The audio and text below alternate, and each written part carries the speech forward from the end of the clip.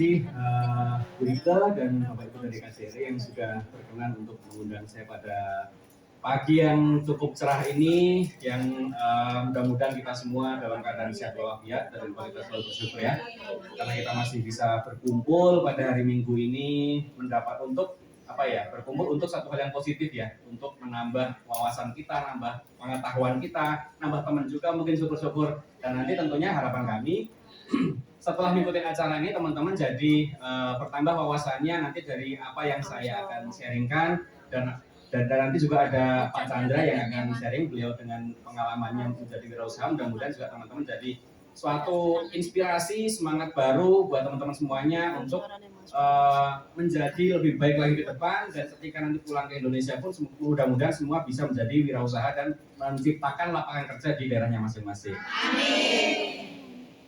Baik, sebelum memulai acara, saya perkenalan dulu ya. Nama saya Indra Kusuma, saya dari BNI. Kalau teman-teman belum kenal, silahkan nanti mampir ke kantor saya kalau misalkan pengen ngobrol-ngobrol dengan saya.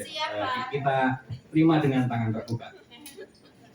Oke, exit program pada pagi hari ini, kebetulan saya mau mengambil tema tentang untuk pulang menjadi wirausaha. Jadi sama yang seperti disampaikan oleh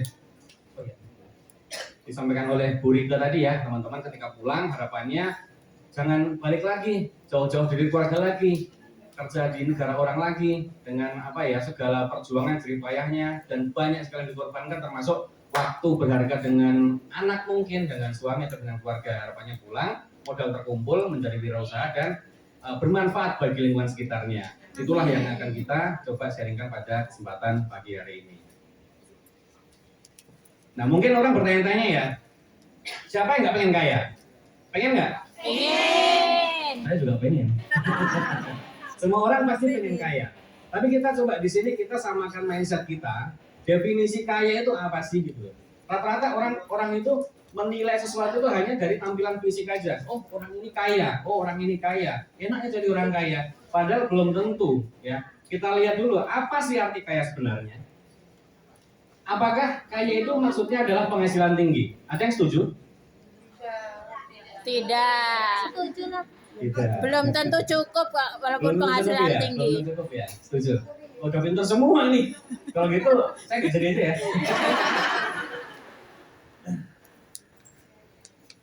Nah, kaya itu apa? Yang kaya sebenarnya itu adalah yang memiliki banyak harta produktif. Harta itu ada dua macam ya, ada harta produktif, ada harta yang sifatnya konsumtif. Kalau kita lihat, kita harus ambil kaca, ambil cermin, kita lihat harta kita apa aja sih gitu ya. Harta kita banyak yang produktif atau konsumtif. Kalau yang banyak itu adalah harta produktif, berarti kita bisa digolongkan orang kaya beneran, bukan kaya-kayaan. Kalau banyak harta konsumtif ya, berarti bukan kaya tapi boros. Ya, karena dari jerih payah kita hanya kita gunakan untuk membeli sesuatu yang sifatnya hanya untuk memuaskan nafsu kita saja, nafsu duniawi saja, ya.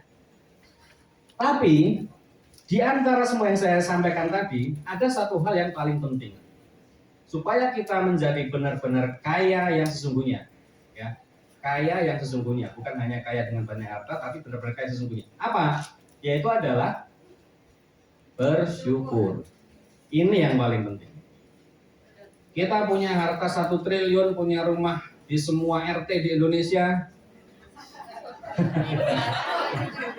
Ya. Kalau kita tidak bersyukur, kita akan selalu merasa kurang. Ya, benar ya?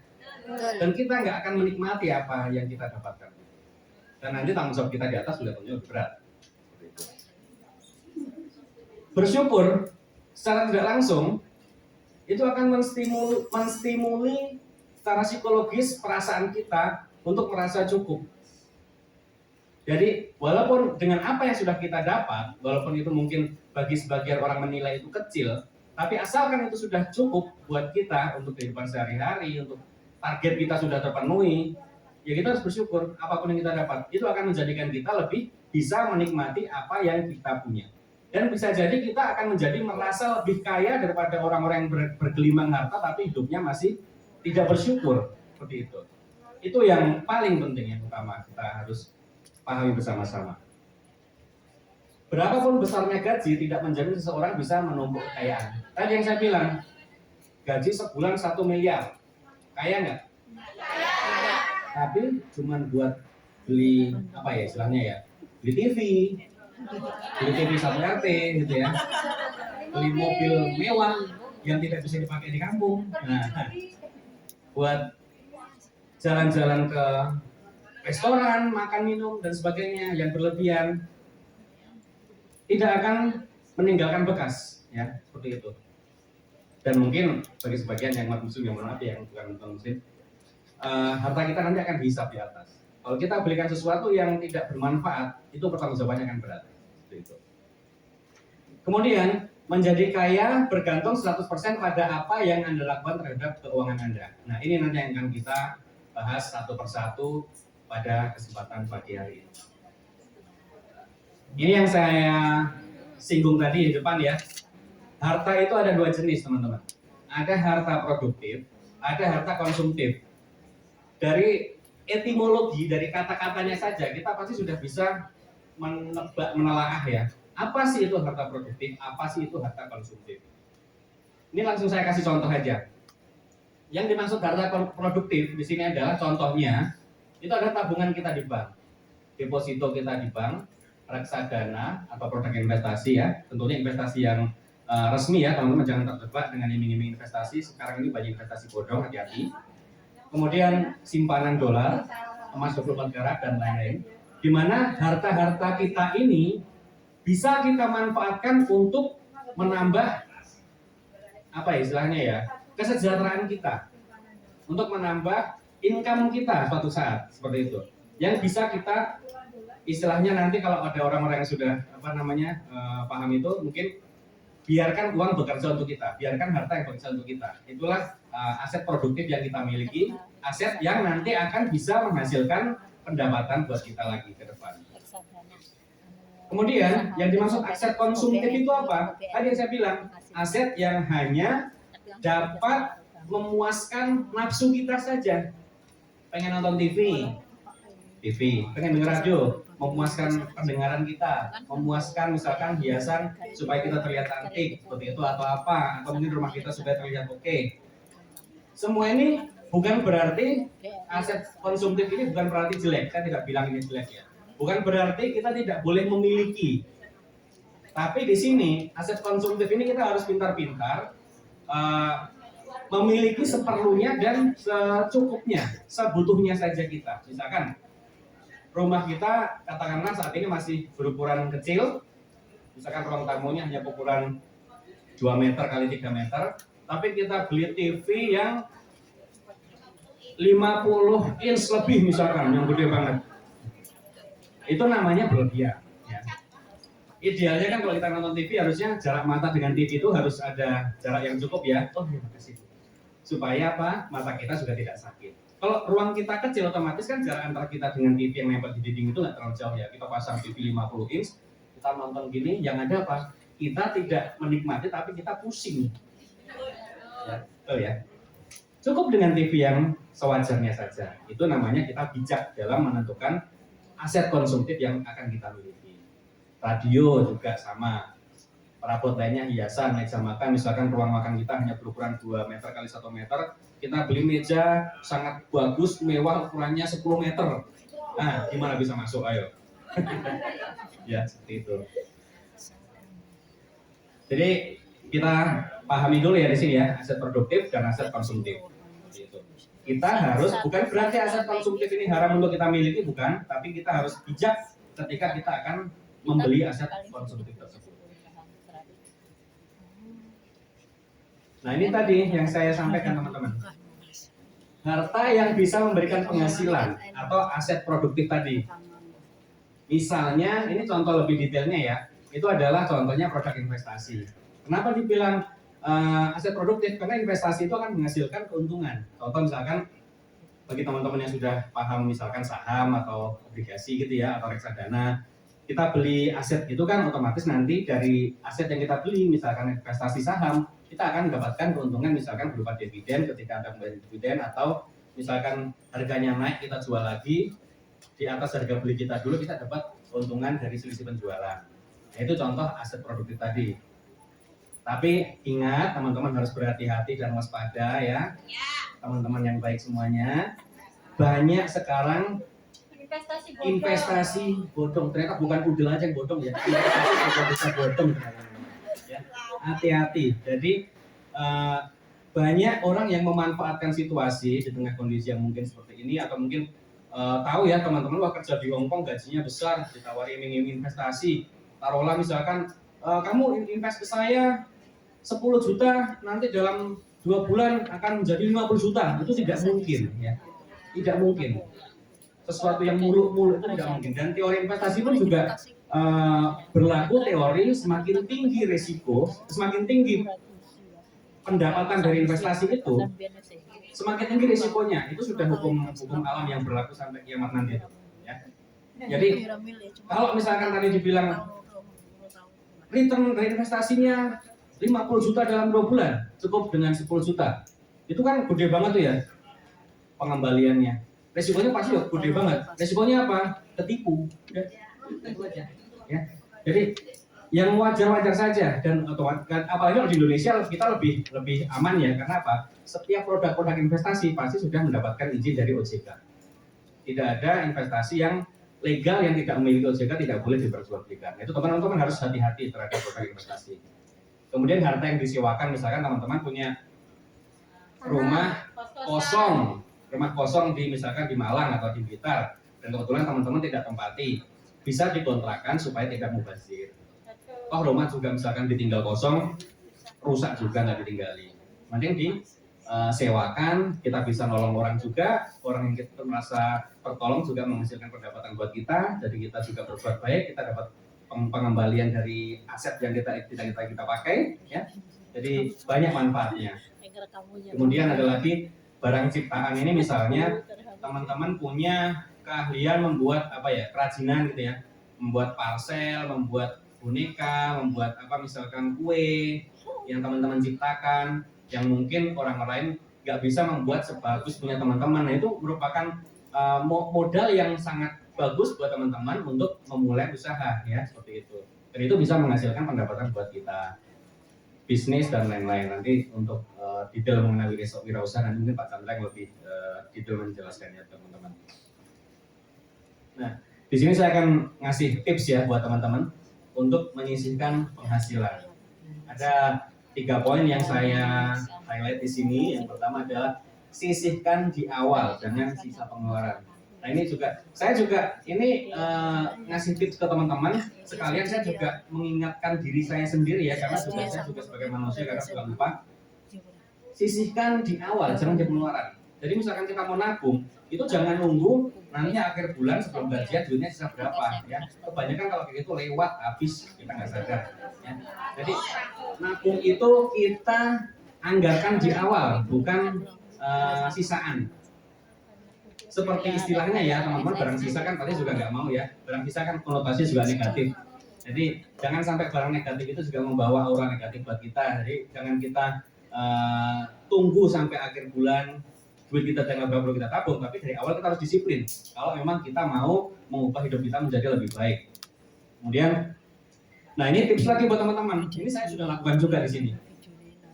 Ketika teman-teman mau niat ya untuk nabung, ngumpulin uang buat modal, mumpung masih kerja di Hongkong, ini harus di rekening yang benar-benar terpisah. Jangan dicampur dengan rekening yang teman-teman bisa pakai sehari-hari untuk misalkan untuk belanja, untuk pembelian sesuatu, untuk transfer ke keluarga. Ini benar-benar dipisah supaya jelas. Ibarat kata, duit kita simpan di 2 dompet, 1 dompet kita bawa ke mana-mana, 1 kita simpan di lemari, di rumah dikunci, kuncinya simpan di laci, terus kunci lacinya simpan lagi di lemarinya. Ini sampai benar-benar semua diambil. Mau ngambil aja susah. Ya, nanti wah susah. Lama-lama numpuk duitnya jadi banyak. Siapa yang nggak sengaja gitu ya kan? Ini tadi rekening yang terpisah yang sulit diambil. Ini misalkan di buku tabungan, kartu ATM-nya simpan di laci aja di lemari, jangan dibawa jalan-jalan ke Victoria kemana. Nanti kalau misalkan ada godaan, wah tarik lagi, gesek lagi, habis lagi, sama aja ya. Ini untuk memaksa kita untuk disiplin. Di awal mungkin terasa berat, tapi kalau teman-teman sudah mulai menerapkan ini dan membiasakan, apalagi nanti ketika sudah pulang ke Indonesia sudah langsung dipraktekkan, itu pasti akan lebih memudahkan jalan teman-teman untuk mengumpulkan modal tadi. Nah, tips lagi berikutnya, misalkan untuk uang kecil kita simpan aja di celengan, ya. Misalkan kita punya kembalian uang receh atau apa, itu kita simpan aja. Jadi kadang kita suka menyepelekan uang receh kadang kita taruh atau hilang, atau misalkan kepake buat hal yang nggak jelas juga, sayang juga. Jadi kita simpan aja uang kecil-kecil itu, karena nanti lama-lama ketika kita tidak sadar, celengan kita pun juga kadang akan kita hitung lumayan juga gitu ya. Betul ya? Nah, kemudian setelah kita tadi coba di slide sebelumnya tadi kita di sini menyisihkan penghasilan, di sini kita mengatur juga pengeluaran. Jadi kita harus seimbang. Jadi ibarat kata pemasukan dan pengeluaran itu kita ketika melihat burung sedang terbang, itu harus seimbang ya. Sayap kanan, sayap kiri harus benar-benar seimbang. Kalau nggak imbang apa? Nyusruk. Mending cuma oleng gini-gini. Tapi kalau saya nyusruk, wah tuh sedih banget ya. Kita atur juga pengeluaran kita supaya tadi seimbang. Nah, untuk mengatur pengeluaran itu bagaimana? Kita juga harus mulai sekarang mendisiplinkan diri untuk melihat kembali apa-apa saja yang menjadi pengeluaran rutin kita setiap bulan. Jadi kita harus mulai memilah-milah tuh. Karena pengeluaran rutin ini, ibarat kata ini adalah sesuatu yang wajib kita keluarkan. Kalau tidak kita keluarkan, pasti ada sesuatu yang tidak akan berjalan dengan semestinya pada bulan berjalan itu. Jadi ini benar-benar wajib mutlak harus keluar. Nah, kita harus pilah-pilah tuh. Apa saja, misalkan bayar telepon kalau nggak dibayar nanti diputus, ya kan? Listrik sama, kalau nggak dibayar diputus, beda sama pacar ya, nggak usah dibayar kalau pacar, putus biarin aja. Cari yang lain.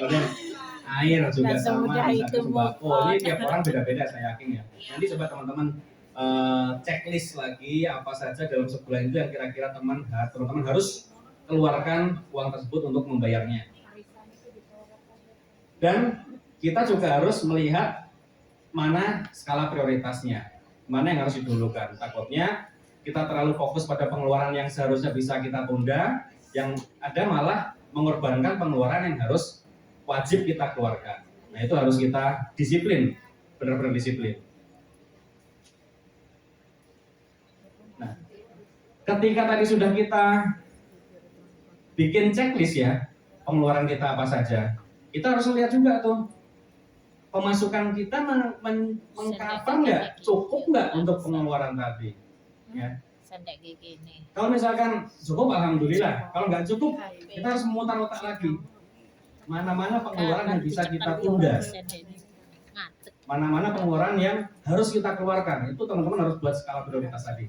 Nah, rata-rata orang itu kebanyakan seperti ini. Ketika mengalami defisit, dalam arti defisit itu adalah pendapatan yang didapat tidak mencukupi untuk membayar kebutuhan pengeluaran dalam sebulan tadi. Perilakunya rata-rata seperti ini tuh teman-teman. Saya kasih bocoran. Yang pertama adalah mengambil tabungan. Yang kedua adalah berutang. Yang ketiga adalah jual barang. Nah, tadi ya, kalau masih punya tabungan, ngambil tabungan. Tabungan udah habis, utang. Utang sudah banyak, akhirnya jual barang. Jual barang lagi udah banyak, bingung lagi mau apa yang dijual lagi. jual diri. Ya. Udah habis semua. Jual diri. Udah bendera putih, bendera. Kalau enggak. Ini yang kita hindari teman-teman. Nah, kalau Jangan punya, sampai kita selalu Ayo, mengalami defisit. Sesekali boleh ketika misalkan ada suatu hal yang di luar pola kehidupan kita yang normal. Misalkan pada bulan ini memang kita punya hajat anak, ada sunatan anak, atau misalkan kita ada hajat misalkan nyumbang saudara mau menikah atau apa, atau memang musim kawin mungkin ya, banyak orang nikah, teman-teman banyak nyumbang. Nah, itu mungkin sesekali bisa terjadi. Nah, untuk mengamankan itu kita harus memperkuat di layer pertama ini. Ini harus kita perkuat. Iya, anak Makanya tadi dari awal sudah kita sampaikan ya, disiplin. Tadi nyisikan pendapatan buat nabung. Ketika sudah terkumpul itu ibarat kata akan menjadi bumper kita teman-teman. Selain tabungan itu kita sudah punya tujuan untuk misalkan modal usaha atau apa nantinya ke depan ketika terkumpul, itu juga bisa jadi bumper atau buffer ya ketika tadi dana darurat. Ketika sesuatu terjadi hal-hal darurat itu kita masih punya cadangan, nggak sampai langsung nyusruk ke tanda tanya ini. Saya juga bingung ini, mau apa lagi yang saya isi gitu ya? Mau apa lagi yang saya isi? Masa mau melarikan diri ke luar negeri, beli tiket pesawat aja udah nggak ada duit, ya? Gitu kan? Dan kita lari itu melarikan diri itu adalah tindakan yang ibarat kata tidak dibenarkan, ya tindakan yang salah. Jangan sampai kita lari dari apapun masalah yang kita hadapi. Lari mending nggak bunuh diri. Ketika mengalami defisit, ya paling aman itu harus berhenti di sini aja. Cuman jangan sering-sering, jangan jadi kebiasaan. Ibarat kata ojo tuman, ya sekali dua kali boleh. Kalau udah berkali-kali, wah itu namanya udah hobi namanya. Itu udah harus di rupiah dulu itu. Ya. Oke, jadi jangan sampai jatuh ke berutang pun kalau bisa jangan. Ya. Bukan berarti berutang itu apa istilahnya selalu jelek tidak. Bukan berarti saya orang bang ngomong gini enggak ya. Cuma nanti saya akan jelaskan juga. Kadang kita perlu berhutang untuk sesuatu yang positif. Nanti saya jelaskan di slide berikutnya. Tapi intinya kalau kita defisit ini kan ibarat kata kita ketika mengelola keuangan untuk kehidupan sehari-hari ya. Itu jangan sampai berhutang. Cukup sampai di tabungan aja kalau sampai bener-bener kepepet. Nah, untuk mengatur pengeluaran ini tadi yang saya bilang kita harus seimbang ya antara kebutuhan dan keinginan. Butuh sama ingin itu beda teman-teman. Bedanya apa coba?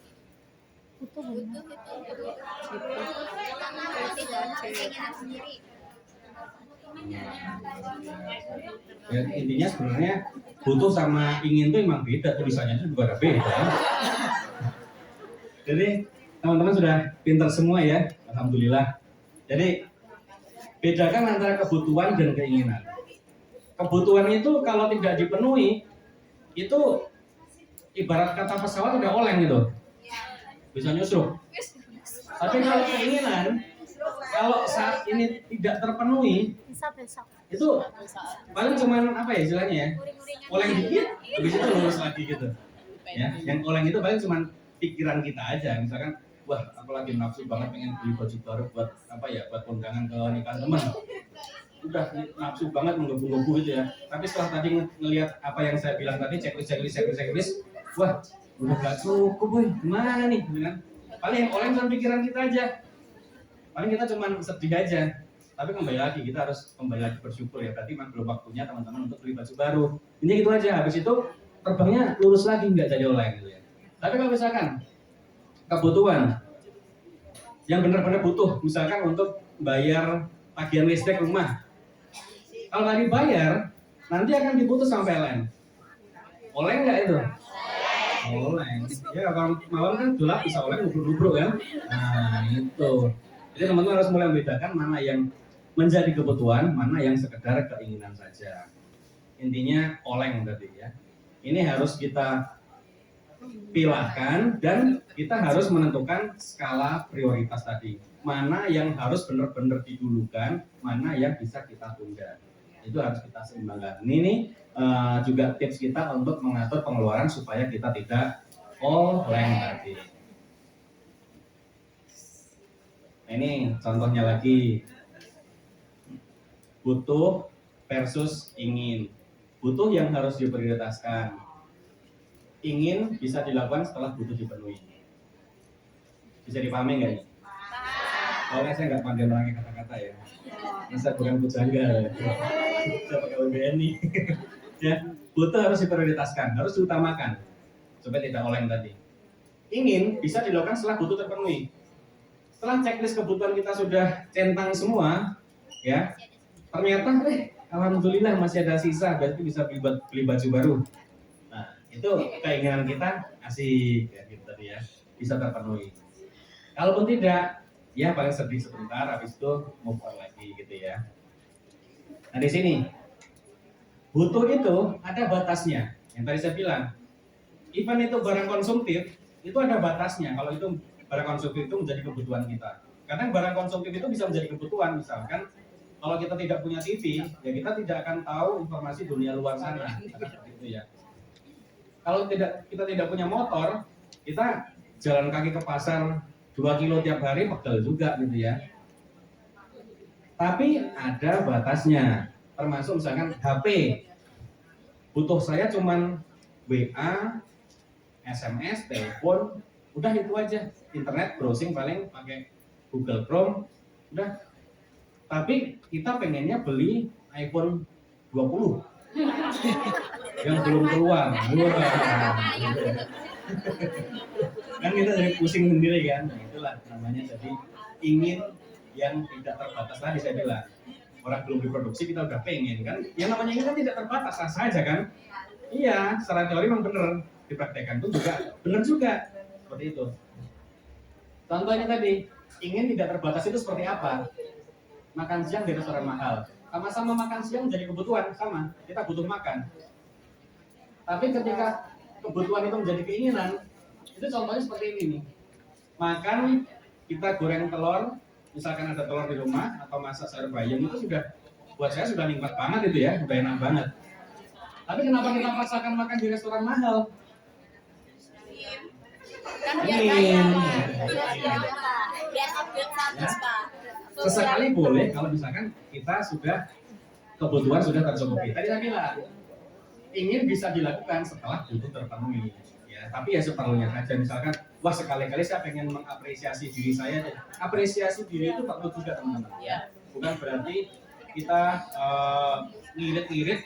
Jadi kita istilahnya mokili awake dewe. Sorry pakai bahasa Belanda ya. Mokili awake dewe. Ya, kalau yang belum tahu nanti bisa tanya di Google Translate. Ibarat kata kita misalkan uang kita masih sisa banyak nih bulan ini, ya. Ibarat kata misalkan kita untuk makan di restoran yang favorit kita pun masih cukup, masih sisa banget. Tapi kenapa kita paksakan makan pakai sayur pakai garam sama tempe goreng doang, gitu kan? Itu namanya menzolimi diri sendiri, itu nggak boleh juga. Ya, jadi kita juga harus mengapresiasi diri kita atas kerja keras yang sudah kita lakukan, gitu ya. Ibarat kata kita berterima kasih sama diri kita sendiri, ya seperti itu. Tapi kalau yang namanya ingin yang tidak terbatas tadi yang menjadi suatu kesalahan, misalkan kita punyanya uang 100.000, kita pengen makan di restoran yang harganya 1 juta, nah itu kan nggak benar. Atau misalkan kita cuma punya uang 100.000, kita makan benar-benar 100.000 habis, habis itu kita nggak punya pegangan lagi, itu kan jadi salah. Padahal kita makan 10.000 pun udah kenyang. Misalkan minum kopi kapal api aja udah enak banget, ini nggak minum ya. Kopi kapal api udah enak banget, masa kita pengen Starbucks? Ya. Yang harganya misalkan berapa kali lipat. Itu tadi, kalau misalkan kita memang sedang cukup, sedang mampu beli, nggak masalah misalkan kita beli. Bagus untuk menambah pengalaman kita. Wah, saya pernah minum Starbucks, saya pernah menikmati ini. Itu supaya kita juga merasa dihargai oleh diri kita sendiri gitu ya. Kalau bukan kita siapa lagi, gitu ya. Tapi kalau misalkan kita sedang bokeh, sedang punya tinggal duit 1 lembar doang di dompet, kita paksakan minum di kopi yang mahal, nah itu namanya mubazir pemborosan juga. Ini harus kita batasi. Kemudian komunikasi HP butuhnya cuma WhatsApp aja, kita butuh iPhone 20 buat apa gitu ya? Toh belum diproduksi juga gitu kan? Itu kita harus bijak dalam menggunakan harta kita tadi seperti itu. Nah, yang jadi prioritas itu apa? Saya coba kelompokkan jadi 4 poin. Yang pertama adalah biaya hidup. Ini mutlak. Misalkan makan, minum, pakaian, ya seperlunya, sewajarnya, secukupnya. Itu wajib. Kita harus klasifikasikan. Kita harus kategorikan mana yang menjadi kebutuhan kita, mana yang bisa kita tunda. Kemudian cicilan hutang jika ada, ya hutang harus dibayar ya. Jangan sampai kita sudah hutang terus kita kabur misalnya. Ya. Ini juga jadi prioritas. Kalau ada, benar-benar ada. Kemudian harta produktif, nah premi asuransi ini kalau misalkan kita memang sudah tercukupi kebutuhan pokok kita. Saya akan cepat aja ya. Nah, hati-hati dengan utang. Misalkan utang itu apa aja sih? Kartu kredit, koperasi, utang bank, kredit kendaraan, kredit rumah, dan lain-lain. Nah, jangan sampai kalau bisa. Nah, ini tadi yang saya bilang, teman-teman. Bisa difoto dulu ya. Foto dulu. Ini hasilnya saya. Contoh, kapan boleh berutang? Yang pertama, ketika digunakan untuk sesuatu yang produktif dan menghasilkan sesuatu yang lebih besar. Cicilan plus bunga, menghasilkan sesuatu yang lebih besar daripada cicilan plus bunganya. Misalkan kita beli misalkan utang untuk apa ya, beli rumah, bikin kos-kosan misalkan. Dalam sebulan kos-kosannya itu menghasilkan uang 10 juta, cicilannya cuma 5 juta. Nah itu boleh, tapi dengan perhitungan yang tepat, jangan sampai meleset seperti itu. Kemudian ketika utang kan dibelikan sesuatu barang yang misalnya hampirnya barangnya pasti naik, di tanah harganya naik, dan sampai utang beli piring, nah, seperti itu ya, jatuh pecah, utangnya masih ada, ya, gitu ya, ya. Kemudian ketika kita tidak punya tunai cukup untuk beli barang yang benar-benar menjadi kebutuhan. Benar-benar menjadi kebutuhan. Misalkan tadi kita butuh motor untuk pergi ke pasar. Uang tunai kita belum cukup. Kita bisa cicil kalau misalkan memang kita masih sanggup untuk membayar. Intinya apa? Jangan hutang untuk sesuatu yang tidak produktif dan jangan hutang jika tidak sanggup bayar. Ini seperti itu ya. Cara menghitung cicilan utang yang benar menurut teori dan sudah menjadi best practice, bahkan di bank-bank pun dalam menilai orang ketika mau berhutang itu pasti kita cek juga pendapatannya cukup nggak. Jadi bank itu ketika memberikan pinjaman juga tidak asal ngasih aja, kita harus ngecek juga teman-teman sanggup bayar nggak, atau teman-teman sanggup bayar tapi berat nggak. Kalau berat nggak kita setujui juga teman-teman. Jadi cicilan utang itu adalah maksimal 30% dari penghasilan. Kalau penghasilannya sebulan itu taruhlah 10 juta, maksimal teman-teman boleh ngutang cicilan itu sebulan tidak boleh lebih dari 10%, itu di kalkulator ya. Seperti itu. Kalau lebih dari 3%, nanti akan goyang-goyang dikit, lama-lama bisa oleng. Ya. Jangan sampai lebih dari 30%. Kalau utang yang sudah ada sekarang sudah 30%, stop, jangan utang lagi. Ya. Ini program bayarannya mungkin teman-teman bisa ini ya, tanggal jatuhnya kapan, diatur juga supaya tidak terlalu jauh dengan pembayaran gaji. Ini juga tips ketika teman-teman terpaksa harus berutang. Perhatikan tanggal jatuh temponya. Saya sampaikan sedikit, penghasilan, memperoleh pendapatan dengan tambahan harga produktif, pengeluaran lunasi utang, batasi pengeluaran tidak perlu, realokasi ke pos-pos yang penting. Ini ringkasan dari tips-tips mengelola keuangan yang saya sampaikan di depan tadi. Ya, silakan difoto. Ini ya, bukan saya ya. Nah ini akan saya sedikit menyampaikan tentang memulai usaha baru, nanti secara detailnya kan dari Pak Chandra ya. Langkah awal untuk memulai usaha baru sebagai wirausaha. Pertama, lihat peluang. Kedua, passion. Passion itu apa sih? Passion itu keahlian, bakat ya. Teman-teman itu senangnya apa sih? Hobinya apa? Misalkan passionnya masak, hobinya masak. Masakan juga enak, itu jadi buka restoran juga oke, catering oke, ya. Sesuai passion. Jangan sampai kita mulai usaha atau menjalankan bisnis tidak passion kita hanya gara-gara ikut-ikutan. Wah temanku bikin usaha atau misalkan make up artis itu ya, sukses banget, sebulan mobilnya baru terus gitu kan. Wah aku pengen lah, tapi make up itu bukan jadi passionnya dia terpaksa ikut-ikutan, akhirnya bikin alis satunya naik, satunya turun, gitu kan. Ya, jangan sampai seperti itu, harus sesuai passion. Ya. Nanti kalau misalkan pengen make up bagus ya ikut kelasnya ini aja, yang beauty kelas itu kita punya, kita cari nanti.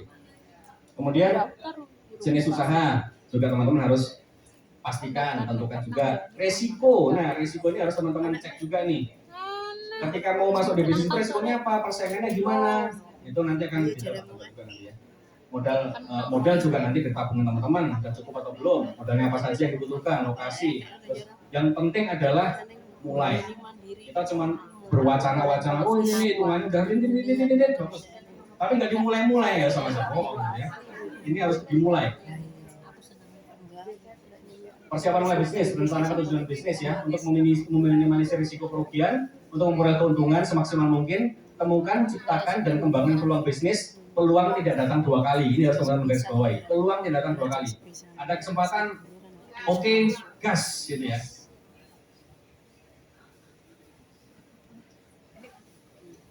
Nih, mungkin tips juga nih. Bagaimana sih? Kadang kita bingung juga nih. Pengen usaha apa sih? Nah ini tipsnya. Simpel ya. Awali dengan melihat sesuatu.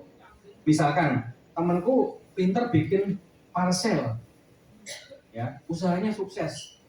Wah aku kayak bikin gini aja lebih cakep nih. Temanku nggak dikasih kita, aku tak kasih kita kupu-kupu 10 misalkan, jadi lebih bagus gitu kan. Ini teman-teman berarti udah jeli lihat peluang. Dan barang yang sudah ada, yang sudah jelas marketnya di daerah situ, teman-teman bisa bikin yang lebih bagus lagi. Wah pasti lebih untung nih. Nah ini peluang, gas gitu ya. Nah kemudian gunakan inspirasi peluang adalah untuk merebut pasar dari bersaing tadi, menggantikan posisi yang ada, mengisi kekosongan, mengeliminir market leader, kemudian melengkapi yang ketidaksempurnaan tadi. Ini contoh menemukan atau menciptakan peluang. Kalau misalkan kita bingung mau memulai usaha apa. Kebutuhan modalnya ada beberapa ya. Di sini yang pertama adalah pengalaman. Tadi saya bilang teman-teman harus punya passion di situ. Paling enggak sudah pernah mencoba atau sudah pernah mempelajari hal tersebut dengan baik. Kemudian knowledge atau pengetahuan, teman-teman bisa ambil kursus online, bisa belajar dari teman, dari mana-mana, dari senior mungkin. Kemudian skill atau keahlian, keberanian, teman-teman juga harus mengatasi rasa takut. Ya, kita selama ini mungkin terbiasa menjadi seorang pekerja. Ya, ketika kita mau mulai usaha, kita berarti berubah jadi pemberi kerja. Dari yang semula kita tangan di bawah, kita menjadi tangan di atas nih. Nah, itu harus kita siapkan secara psikologis mental kita juga. Kalau kita tidak, kebanyakan pasti rasa takut ada. Nah, makanya harus kita siapkan semuanya tadi untuk meminimalisir ketakutan-ketakutan kita tadi itu dengan harus mempertimbangkan aspek-aspek yang ada. Kemudian keberanian memenuhi rasa takut, konsep bisnis juga harus jelas, teman-teman harus juga ketika mau memulai usaha harus jelas konsepnya apa, nanti penjualannya kemana, kemudian pembayarannya gimana, teman harus menguasai itu semua. Kemudian networking, jaringan, nah ini teman-teman ini sedang networking nih, itu sudah memulai nih. Siapa tahu teman di sebelahnya, kursi sebelahnya sudah mulai usaha online shop atau apa, dan teman bisa sharing seperti itu. Membangun jaringan seluas-luasnya. Cari teman sebanyak-banyaknya, tapi teman yang benar ya, teman jangan sampai teman yang memberi pengaruh negatif, jangan. Kemudian spiritual support, harus bergairah atau semangat. Orang berwirausaha itu nggak boleh loyo, harus semangat terus. Kemudian kreativitas, inovasi, dan yang pasti adalah uang atau aset yang akan menjadi modal usaha kita. Gak mungkin kita modal sama usaha ini uang ya. Nah, ini ada sedikit informasi yang saya sampaikan karena saya dari BNI ya. Ketika teman-teman sudah nanti kembali ke Indonesia, BNI pun siap membantu teman-teman untuk memulai wirausaha tadi. Dukungan BNI ada beberapa. Yang pertama adalah terkait kredit. Nah, tadi saya bilang, utang tidak selamanya negatif, tapi kita harus bisa memastikan peruntukan utang itu buat apa. Kalau untuk sesuatu yang produktif, kenapa tidak? Kita bisa, BNI bisa membantu teman-teman untuk memulai usaha kecil dengan kredit usaha rakyat. Nah, teman-teman bisa datang ke kantor cabang BNI, tanya-tanya tentang produk kredit usaha rakyat. Kredit usaha rakyat ini memang kredit dari program dari pemerintah ya, untuk membantu usaha kecil dan mikro. Ya, jadi kita dituntut sama pemerintah untuk membantu pengusaha kecil dan mikro terkait permodalan. Persyaratannya ini secara umum saya sampaikan di sini ya. Ini syarat secara umum aja. Nanti kalau misalkan teman-teman lebih detail pas kembali ke Indonesia silahkan ke kantor cabang BNI untuk dibantu. Kredit mikro dan retail. Core mikro itu ada dua jenis. Yang pertama adalah core mikro dan core retail. Kalau core mikro itu maksimum kreditnya itu sampai dengan 25 juta. Kalau core retail itu maksimum kreditnya sampai dengan 500 juta. Nah, ini syarat-syaratnya. Warga negara Indonesia punya KTP, usahanya telah berjalan minimal 6 bulan ya. Jadi tips juga buat teman-teman ketika mulai usaha, kalau bisa semua dicatat. Jangan sampai berdasarkan asas kepercayaan aja ya. Walaupun itu saudara sendiri. Semua tercatat, syukur-syukur keuangan masuk ke rekening bank. Jadi mutasi bank itu nanti jadi salah satu pertimbangan bank ketika melakukan asesmen terhadap permohonan kredit ya. Jadi usaha mulai dulu 6 bulan, teman-teman bisa jalankan dengan modal secukupnya dulu. Nanti ketika sudah 6 bulan, ketika mau membesarkan usahanya atau misalkan menambah modal, baru ke bank untuk mengajukan BOR. Dan sudah dilengkapi semua tadi, sudah punya mutasi, catatan dan sebagainya, itu memudahkan bank untuk memberikan kreditnya. Kemudian tidak sedang menerima kredit produk dan produk lain, boleh memiliki KPR atau kendaraan dalam kondisi lancar. Jadi ini termasuk juga pertimbangan bank dalam melakukan asesmen terhadap permohonan BOR. Kemudian setelah tadi kredit ya, dukungan BNI lain apa? Yaitu agen 46. Jadi teman-teman bisa menjadi agen 46. Siapapun itu bisa. Gimana caranya? Ada di sini, Mbak. Ya. Jadi agen 46 itu adalah mitra BNI yang menyediakan berbagai jasa layanan keuangan sebagai transaksi dan lain-lain kepada masyarakat. Jadi istilahnya gini, gampangannya. Ini teorinya baca sendiri ya. Gampangnya itu adalah teman-teman nanti akan buka cabang BNI di rumah. Buka bank BNI di rumah, bukan buka rekening ya, buka bank sendiri di rumah. Jadi teman-teman nanti adalah perpanjang tanganannya BNI dalam melayani masyarakat terkait transaksinya dengan BNI, tarik tunai, buka rekening, transfer, ya. Dan nanti di situ teman-teman mendapatkan fee. Nah ini contohnya. Jadi intinya teman-teman nanti misalkan punya toko kelontong di rumah, toko kelontongnya itu nanti akan ditempeli agen 46 BNI seperti itu. Jadi nanti teman-teman bisa memperpanjang tanganannya BNI di daerahnya gitu ya. Jadi nasabah-nasabah ini atau tangga-tangga teman-teman semuanya, pelanggan-pelanggan warungnya dan sebagainya.